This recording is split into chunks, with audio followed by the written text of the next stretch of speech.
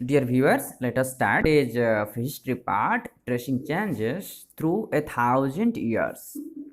इसका मतलब क्या होता है कि जो 1,000 साल के अंदर 1,000 सालों में आ, जो चेंजेस हुआ है, जो अलग अलग परिवर्तन हुआ है, ये पेश किया गया है या प्रेजेंट किया गया है एक मैप के द्वारा, या हम कह सकते हैं पिक्चर के द्वारा।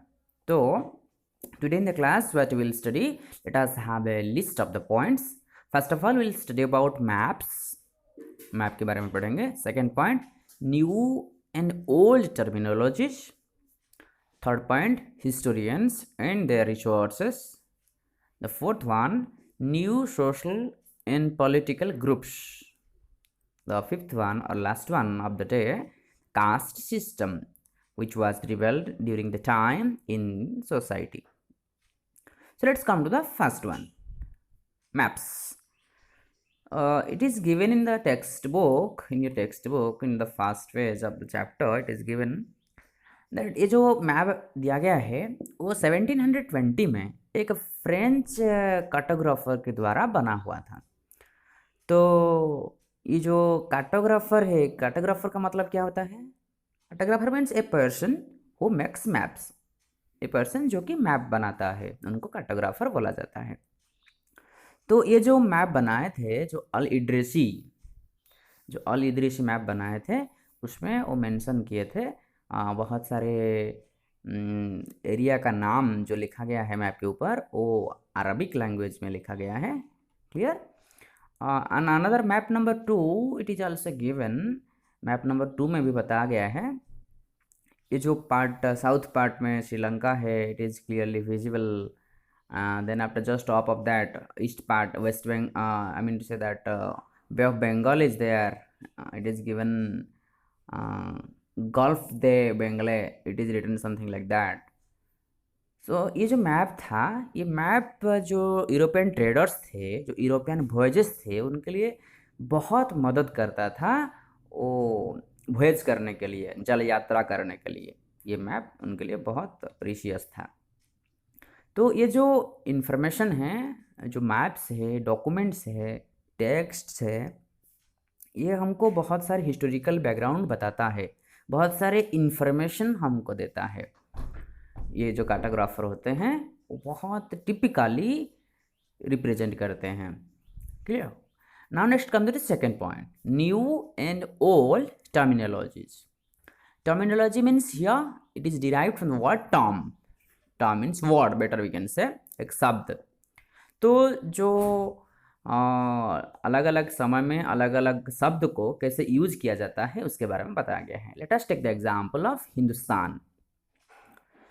तो when we talk about Hindustan, ये डायरेक्टली इंडिया को ही बताता है, पर उस समय में अलग अलग समय में मिनाज ई सिराज एक क्रोनिकलर थे। क्रोनिकलर क्या होते हैं? वो जो लोग होते हैं, जो डेट्स होता है, जो ईयर्स होता है, उसको क्रोनोलॉजिकली सीरियली उसको अरेंज करके डाटा सेटअप करते हैं, इंफॉर्मेशन सेटअप करते हैं।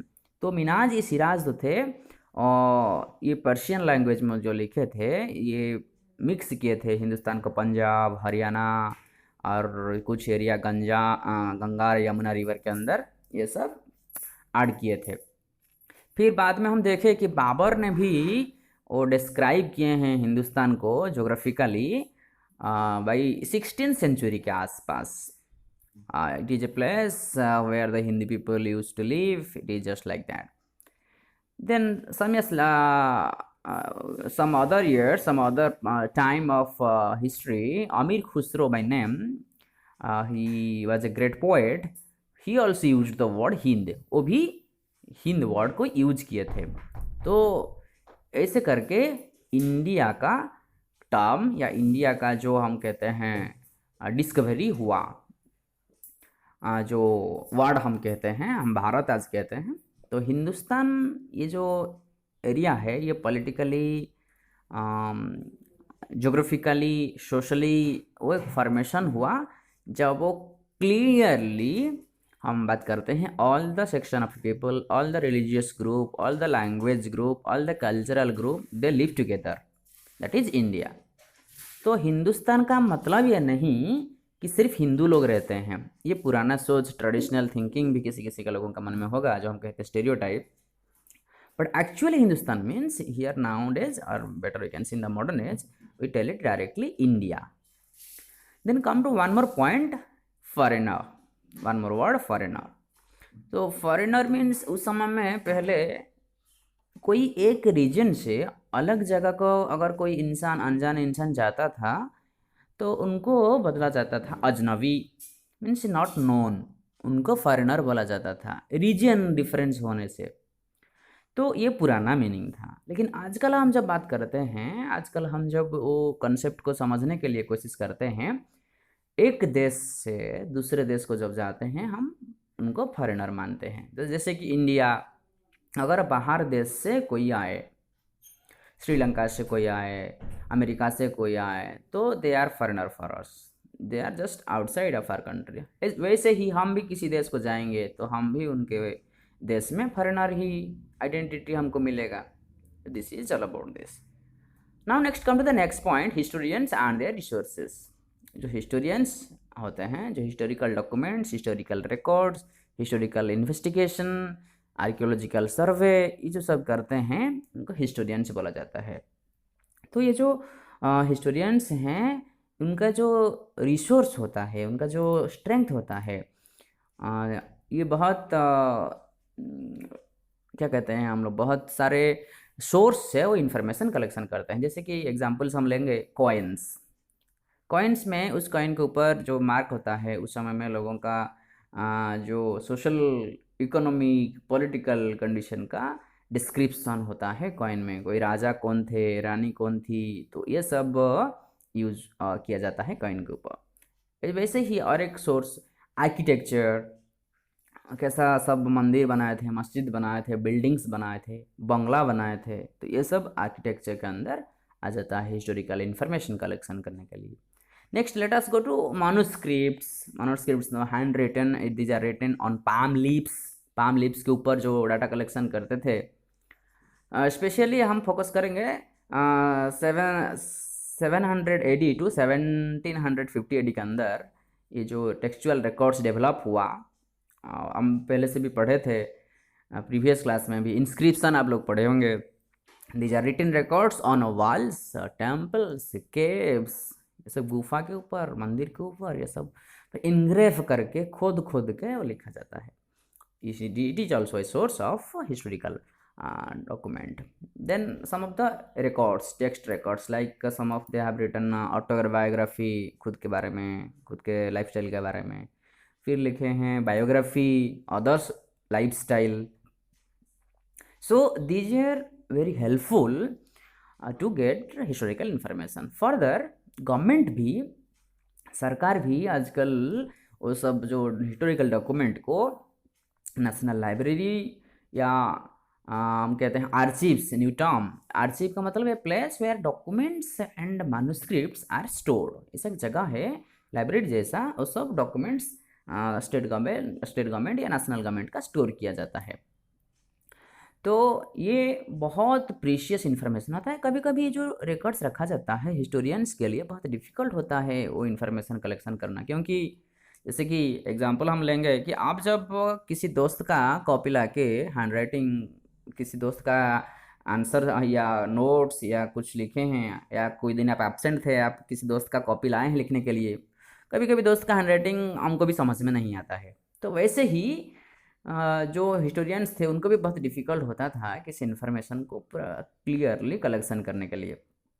तो 14th सेंचुरी में जो क्रोनिकलर थे, जो systematic data collection year wise वो थे, उनका नाम है जियाउद्दीन बरानी।